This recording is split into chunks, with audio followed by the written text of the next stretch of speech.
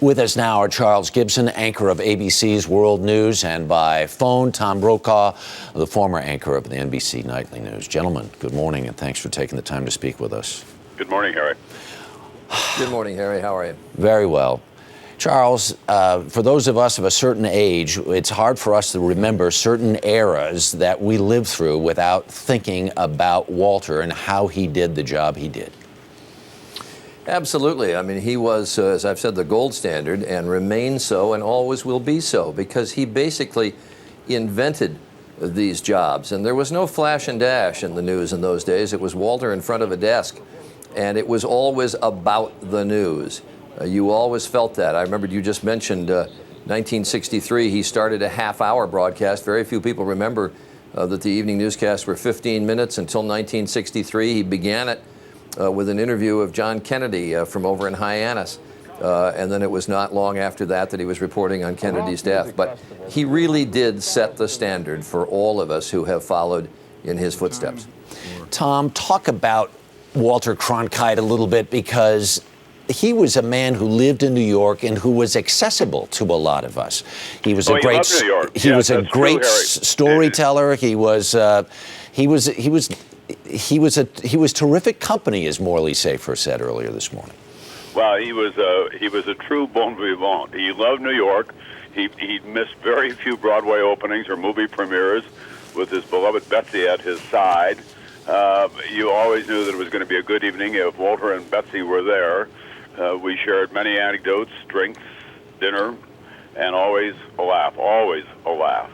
And what I always thought was quite remarkable about Walter was that he was so much a man of New York, but at the same time, he was the personification of Main Street. Mm-hmm. When you looked at Walter Cronkite, you said Uncle Walter.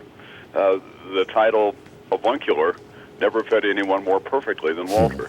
And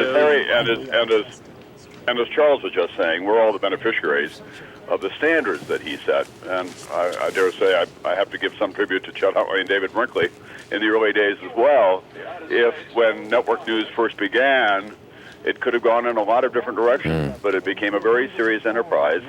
And Walter, of course, took it to heights that no one could have imagined. And Tom, talk a little bit about that competition, because that competition between Huntley and Brinkley and Cronkite was phenomenal.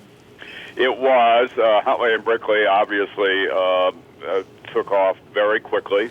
They became the first real television news celebrities in America. They took their jobs very seriously, but then when Chet left, that was a great opening for Walter Cronkite and that A-team that he had around him of correspondents and producers, and very quickly they became like the 1929 New York Yankees.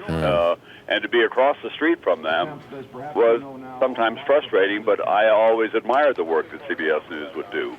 And Walter was a generous man. When I was a young reporter covering Watergate in Washington, I ran into him at one of those White House Correspondents' dinners, and he came right over to me and said some very nice things about my work and patted me on the shoulder and said, "Well, young man, we're keeping an eye on you." And then along the way, we became great friends. And there's a story that I think pretty well summed him up, that when I was leaving the Today Show to go off to do the NBC Nightly News, Gary Trudeau and Jane Pauley gave a small dinner for me, and Walter and Betsy were there. By then, we had become friends. And Walter stood up to give me a toast, and he said, "I want you to keep something in mind. There will be a night when you think you've done everything right on a big story, and you'll have an enormous sense of pride.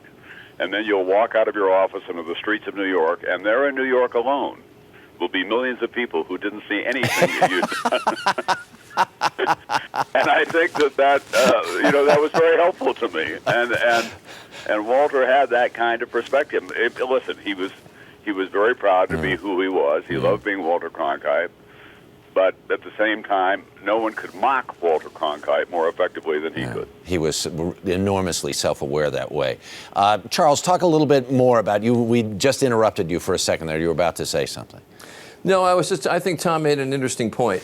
Walter came out of the wire services, and the basic who, what, why, where, when was what was really critical to him.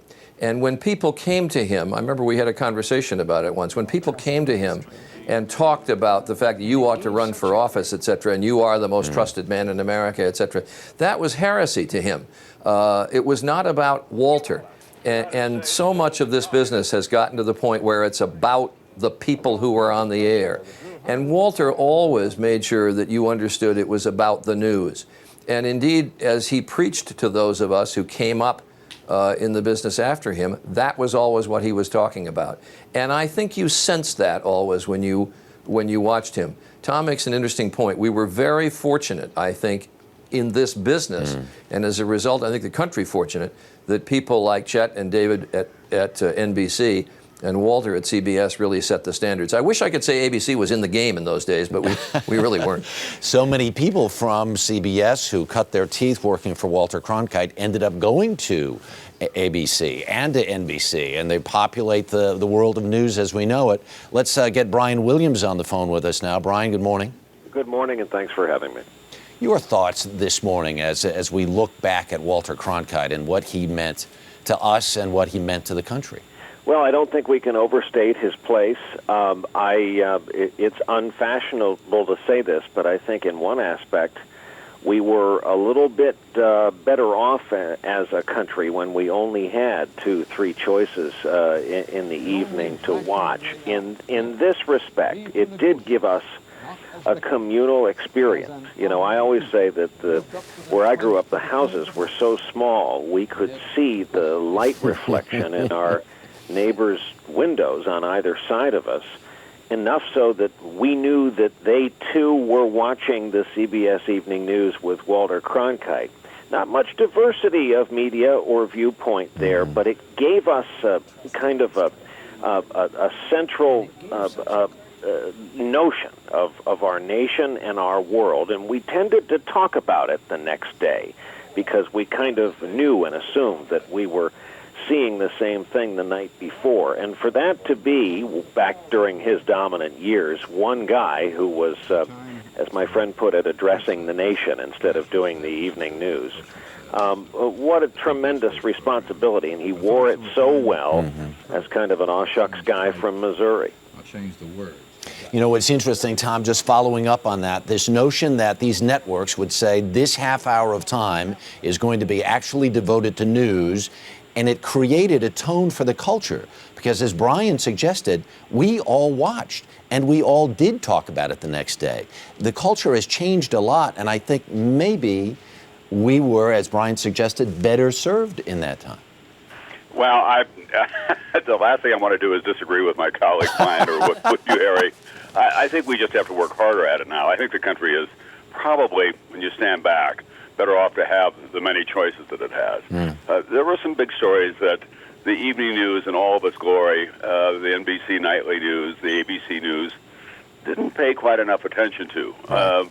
We saw the world through the prism of white middle-aged men who lived mostly on the eastern seaboard. That was fine with me. I expected to be one of them.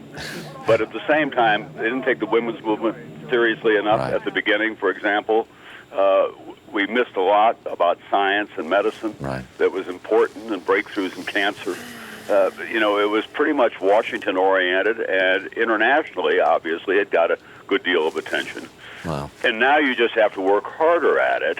There are many more choices out there. This is an information-rich society in which we live. All right. Thank you very much, Tom Brokaw, for keeping our feet on the ground here this morning. Charles Gibson, great to see you. Thanks for taking the time. Brian, be well. Harry, thank you. All right.